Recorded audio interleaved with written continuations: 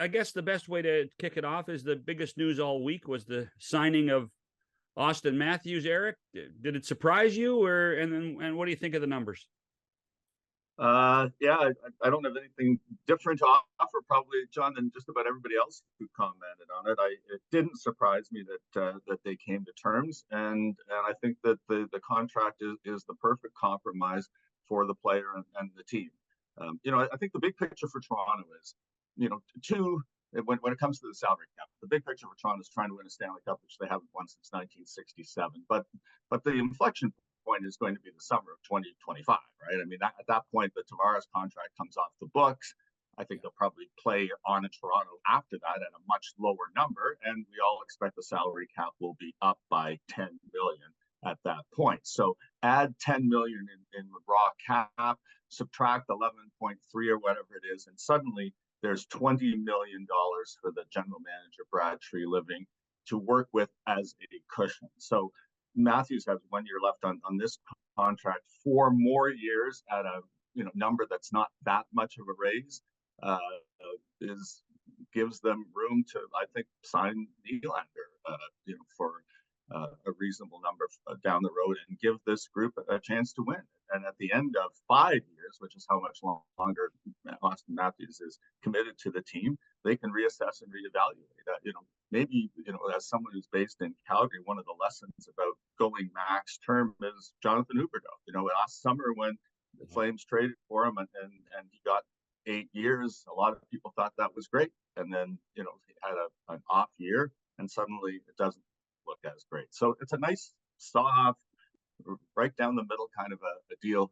Matthews has a chance to get one more big score down the road. You can do it in Toronto if he chooses to, or explore the market. So I like it. I like it for the team. I like it for the player. It doesn't happen very often that you can say that, but in this case, I don't see a downside for either side. Bruce, you're a guy that covers a team that has really implored players, particularly the young stars, to sign long term. It kind of is a different feeling of what happens in Toronto versus what happens in Ottawa. Yeah, and I guess my take on it is, I guess Auston Matthews wanted to be the highest paid player in the National Hockey League.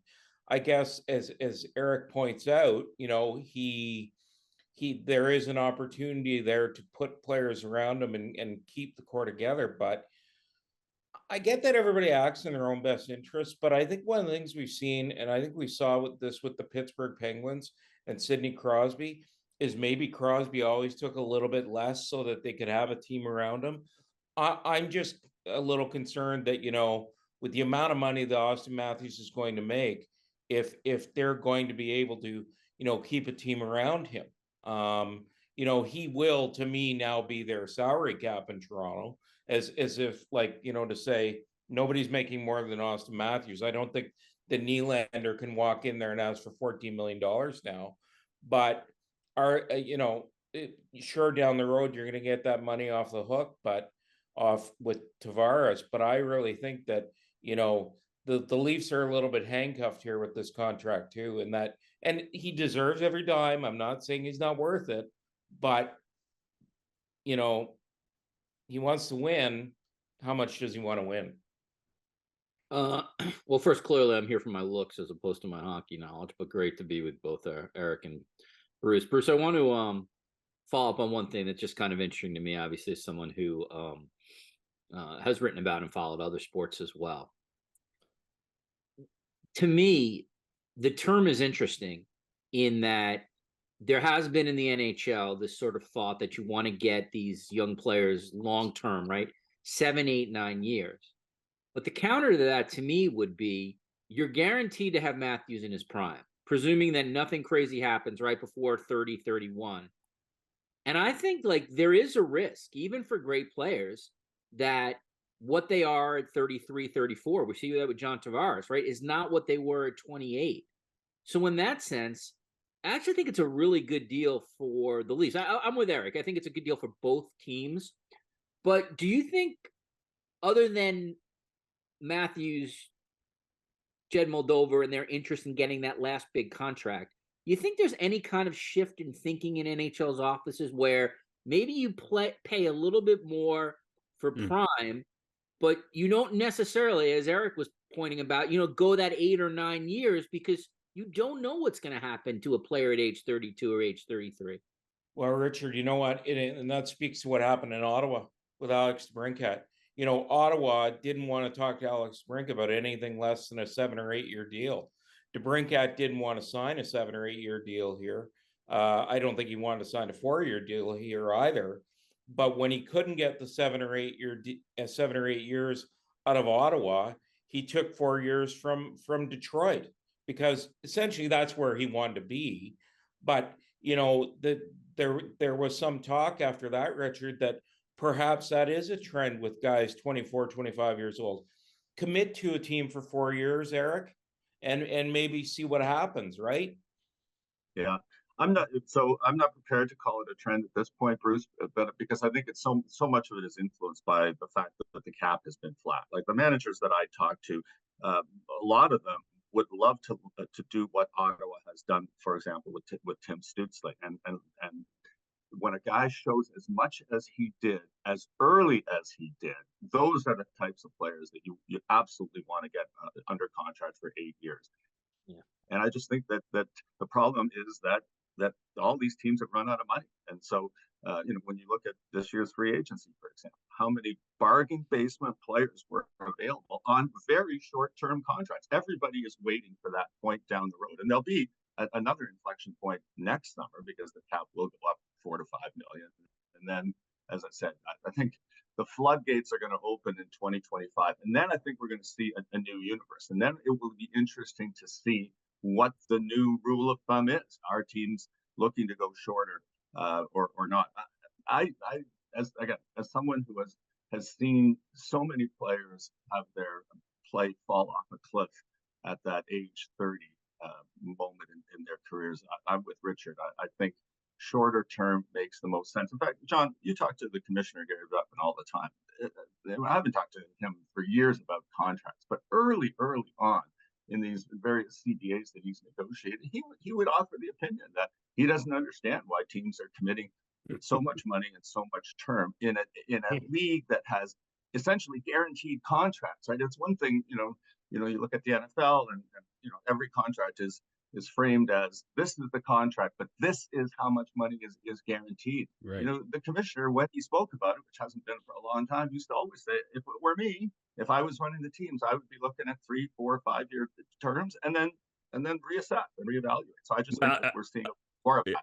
Yeah, I tell you what, Eric's not too young to remember, but when they first proposed the salary cap system, in the initial blueprint of the CBA that Gary proposed, was the league was going to negotiate all the contracts.